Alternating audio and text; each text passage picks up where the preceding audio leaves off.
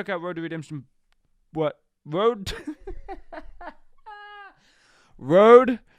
to Redemption podcast.com. I don't know what's going on, guys. Welcome back to this episode of the Road to Redemption podcast. I'm, as always, your host, Cam Williamson, bringing you the Shatter It movement, where we're here to shatter labels and stigmas surrounding mental health, and I do that with my outlets such as the Road to Redemption podcast, skate videos, much more. Really, whatever this brain can cook up, creatively, to show that just because you may suffer from anxiety, depression, bipolar disorder, many of the other things, PTSD, that does not mean you cannot live a happy and fulfilled life. We just got to talk about it, right? That's the only way you can end the stigma of something, is by people starting to talk about it, discuss it, get more into it, so that way it becomes more normalized and, it's not such a taboo thing to talk about. All right, let's get into this week's episode, or this second episode of this week, I should say. We're talking about getting back to yourself after, a downtime. We've all been there. As I've told you guys, recently I was kind of in a down place on myself. I just couldn't figure out life, couldn't figure out what I wanted to do. It was difficult.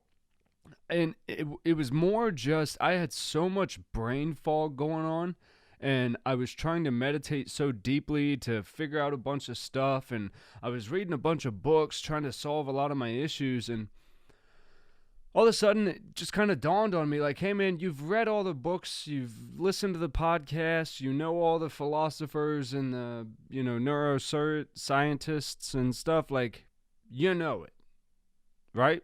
You got to start doing it now. You got to get up. You got to meditate like you're supposed to. You got to do the yoga when you don't feel like it. And I found that getting back to myself was getting back to noticing and calling out my own bullshit.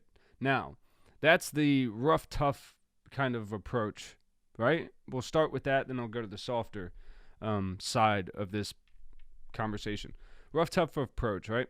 Getting back to yourself, I had to ask myself one day, like, what do I think personally was my best me, my best time period of my life? When was I the most productive? When was I getting the most done that I was happy with?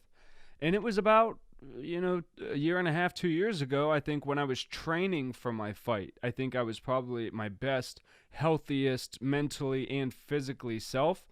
I had a lot of things I would have liked to have been doing other than training for a fight, but that was a dream thing that I wanted to get off my bucket list.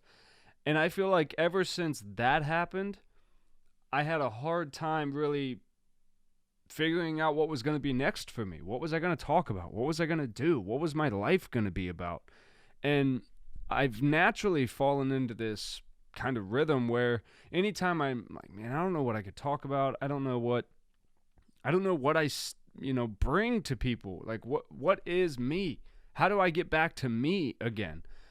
I started skateboarding, and I love that. That's my outlet, and that's my creative kind of frustration, blow off some steam and go out and, especially spend some time outside. But I'm not skateboarding. That doesn't dictate who I am. And I'm like, who am I? And every time I come back to asking that question, I'm like, I am someone who enjoys making other people happy, entertaining, and it's my life's mission, if I can, to help as many people as possible not suffer themselves, right? I want to teach people that whether it comes from childhood trauma, relationship traumas as you were coming up, abandonment issues, substance abuse issues, whatever the issues that you face in your life are, there's nothing too big that you can't come back from it. And that if you're here and you're able to listen to this podcast, that means that you have the ability to make changes. Sometimes they're blatantly clear as to what they are, and sometimes you have to do a little digging. But if you're trying to get back to yourself, the best question or best person to ask that question to is you, right? It's cliche to say nobody knows you better than you, but sometimes that's not true, right? My wife knows me better than me. on my bad days, when I'm really in an episode of it, I have to trust that my wife knows me better than me. She knows the real me. So when she's like, hey, you want to do some yoga? And I'm like, no, I don't really feel. She's like, you want to do yoga. Like, come on. And it's not in a nagging way. It's not in a like, hey, you said you were going to hold yourself accountable. It's a, you do. Like, you do. You don't think you do, but you do. So let's go do that. And then, neither one of us have to complain about it later because we're not doing the things we say we were going to do. And that's where downward spirals start. When you say you're going to do something to nobody but yourself, and then you just simply don't do it. Then you're sitting alone in the shower going, why am I such a piece of shit? And you can't seem to figure it out. Well, I'm a good person. I treat people nice, but I don't do the shit I tell myself I'm going to do. The stuff that I know makes me feel better. And then also you have to look at like what new influences came in around the time you started losing yourself. Did you pick up a new show? Did you pick up a new artist? Did you start listening to a new podcast? Did you read a new book? Did something change? What changed about your mind state from the moment you kind of realized there was a problem to the point where you thought you were your best? Ask those around you. I asked my wife like a week ago. I said, what do you think is the best me that you've ever known? And she said, I think you are the best you that you've ever known, which, she gets the wife certified seal of approval answer on that one. But she was like, you are your best self right now because you've evolved through everything you've evolved through, but you're struggling right now. That doesn't mean you're not still your best self, right? Which is the most loving way you could answer that question ever. But she was like, you're your best self now, but there's better coming. Like you're making all these hard improvements now, so there can be better stuff coming in the future. So you're not even your best self, but you are the best you've ever been right now. And I was like, wow, that was the easiest way to dodge out of that question.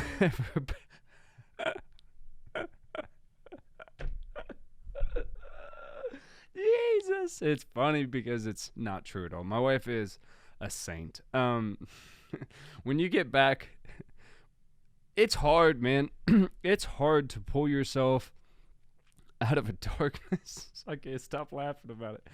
Because it's, in any other situation, it would be completely true, right? We all know that in most relationships, again, my wife and I both were married prior to us being together, so we know what shit relationships feel like. And again, a lot of that kind of stuff is getting back to yourself. Like, if you're in a marriage that you're happy in, now I'm, fortunate, I call it. I don't have memories of like my past life, of like my life with my ex-wife, or I don't have memories of like growing up in my house as a teenager. Some of that may be because of drugs and alcohol. Some of that may be because of trauma. Some of it may just be because I'm an ass. I don't know. But I don't remember a lot of shit. If you tell me something, I'll probably remember it. But if you ask me about like what's a person's birthday that doesn't live in my house and hasn't in years, if you ask me like, do you remember seeing this movie? No, I'm not going to remember seeing a movie with somebody. Are you going to remember certain details? No, I don't remember anything. So I just remember everything that I don't want to be, because that's all I think about during that time. All the bad shit that I was and the person I became. I'm like, well, that's a good focal point to, I don't want to do anything that looks like that. So drinking, still out of the picture, not happening. Loyalty to my wife, always first and number one. Family, being present for my kids, trying my fucking best. If you guys follow me on Instagram, yesterday was a very, very tough day, and I kind of came back to this realization while I was in the car, because I drove 4.5 hours to go attempt to watch my oldest daughter, Taya, graduate from from preschool. She'll be going into kindergarten. And drove 4.5 hours to be there by 3 p.m., and when I was about an hour and a half away, from getting there, I gave myself like a half hour, 45 minutes to spare. I hit a crash, which I came to later find out there was 2 fatal crashes on either side of me. So I'm sitting right here in the middle. There's a fatal crash ahead of me, fatal crash behind me. Shut down both sides of the highway for over an hour, and I missed it. I didn't get to go. And I was so fucking mad. Like, you guys could still probably go watch it on my Instagram story. I was so fucking mad. And I immediately felt myself go back to the worst version of myself. This is why I used to fucking drink, because the world hates me. Why in the fuck would the universe play a game like this with me? I got up to try to be a good fucking dad, and I was off. It's literally sitting in traffic. What the fuck? And I just kept going, like just, I was so fucking mad at nobody. And the whole time, I'm like, what are you doing? Who are you yelling at? Who are you even mad at? What is this reaction right now? And in that moment, I had to go, when I don't know what to do, I feel like I have to make a blah, or else something bad is going to happen. And I asked myself, I was like, why? Why is that my automatic reaction? And I look, and in my upbringing and most of the relationships that I knew coming up, if you didn't give the right answer, it was If you call something to be out of line, If you didn't toe exactly the way you were told or expected without being told, it was usually and then outside of that, if you just didn't do what people thought you should do, if it was just not seen as an acceptable way of being or interests to have or whatever, you would usually get exploded on. And you look and you go, oh my God, an entire life of this type of treatment that you just think, oh, this is normal. When people are upset with you, they explode on you and they freak out and they leave and you don't hear from them, or you never hear from them again, or whatever. You come to realize that, like, not everything is so detrimental to people that aren't formed that way. So, like, my daughter's 5. I hope that when she's older, she can look at all, the effort I put in and not always the outcomes that are, because, like, our situation is very tough. But when I ask myself, who am I? And the number one answer is a good father. And then situations like yesterday happen where I let my daughter down. There's no other way to say that. I was the father who I only usually get to see her once a month, and I wasn't able to pick her up for her weekend this last weekend because she had a t-ball game on a Saturday and I was supposed to be down there on Wednesday. I was like, I can't afford to be driving 2.5 hours that way, 2.5 hours back, do that again on Sunday, and then come down all the way for a 9-hour trip on Wednesday. I can't do all that. Like, I still got a family. I can't. So I told her, I was like, I'm going to see y'all on Wednesday, and then we'll get the next weekend figured out. So I end up missing the full weekend because of the t-ball game and everything else, and I'm supposed to see him Wednesday. I put in the effort. I tell everyone how crucial it is that I'm there. It's important. And then I miss it. And I fucked it up. And then I didn't fuck it up. I mean, it was an accident. There was nothing I could have done. But I look at it and I'm like, I should have then made the choice to take her on that weekend. I should have just taken the time, got her after the t-ball game, and taken her back Sunday, even though I'd have seen her for like 3 hours. And then I just started beating myself up. And I'm like, this is why you're a fucking moron. And I start replaying old things that I hear in my head. Well, you made excuses so you could relax. You did the easy thing. You took the easy way out. And I'm like, But that wasn't the case. Like, when I was in the moment of making every decision, I tried to make the best decision I could for everyone involved with their best interests in heart. So when situations happen and things don't play out the way you think they're going to, and then it leaves you looking a fool or an ass, or you let people down, the last people you would ever want to let down, you have to figure out in that moment, who am I? Who am I? What could I have done? I could have left an hour earlier. Still would have missed it because I sat in traffic for an hour and a half, but I could have left 2 hours earlier. Coulda, woulda, shoulda. I could have said no to the baseball game. I could have told him no. She needs to come for her time. But I tried to respect her upbringing and the fact that she has friends and she wants to play, ball with her friends and stuff. And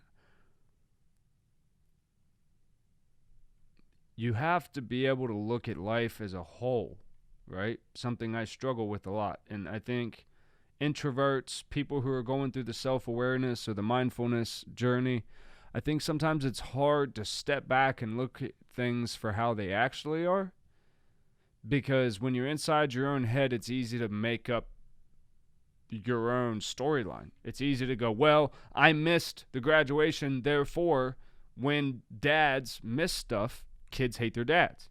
Especially dads who are divorced, and you tell them you're going to be there and you promise. I mean, that's every fucking movie. It's the whole thing of Liar, Liar, the movie with Jim Carrey. Like, he's constantly telling his kid, yeah, I'm going to be there. I promise I'm going to be there. And he's late, or he's just doesn't show up. And it doesn't really matter to the kid the reason at the time. They have to wait until they're 25 until they can understand, like, oh, my dad tried.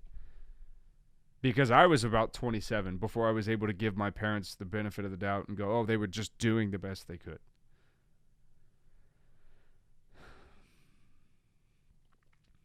But it's in those moments when you're sitting in a car, stuck in traffic, and I, called my mom and I flipped out, just because my mom's the one I vent to, man. My mom's the one that, though she doesn't deserve it and she probably doesn't like it all the time, I just blow the lines out. Just fucking because there's no one else I trust enough, really. My wife, obviously, but even my mom gets a little extra salt and pepper. She's my mom. She's seen me in all my forms. She knows everything about me.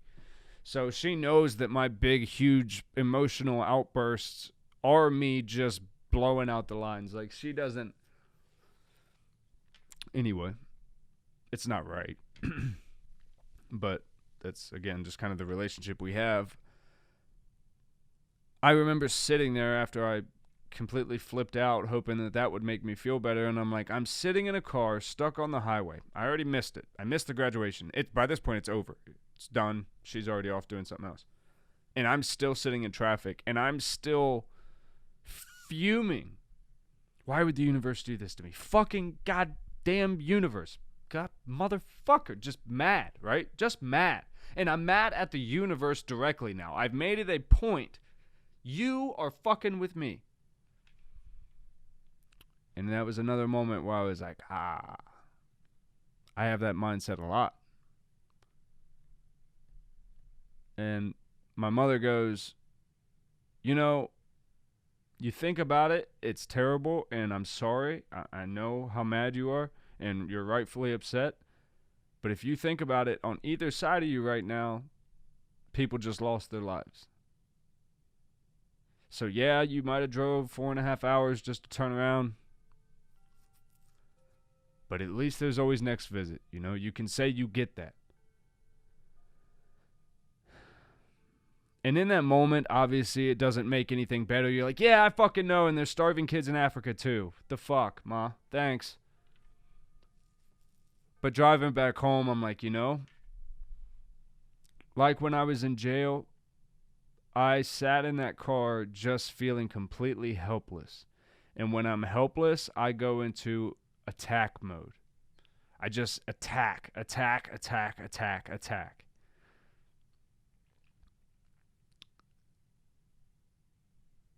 And I'm just trying to learn that while the desire for me to be the best person I can be, and the best father, and the best husband, and the best host to you guys I can be, that requires me accepting that there's a lot of like bad, negative, poor character shit that I deal with. Like the fact that I just naturally explode out of defense, or the fact that I act impulsively when I feel threatened or in violation of some sort of, I think that something is in jeopardy in my life. I typically go to, well, then let's burn the whole fucking thing down. If this feels like, whether it truly is or not, but if I'm getting those familiar feelings like this is all getting a little rocky, time to cut that shit off and just light it up, baby. And that, I've realized, is who I have been, and that's not who I want to be anymore. So when you find that you're getting away from yourself, you have to find yourself in the most current state of you, which is me flipping out in the car over shit I can't control. That's the worst state of me, so that's the part I want to fix. And when you're in those states, really analyze. Why am I responding this way to this? Well, because of, there it is. That's your key.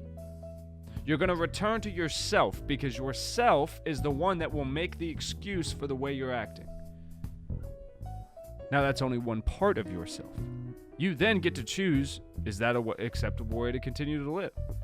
Some of us, our genetic coding is so deep that I don't have this little amount of buffer time to go, should I react this way?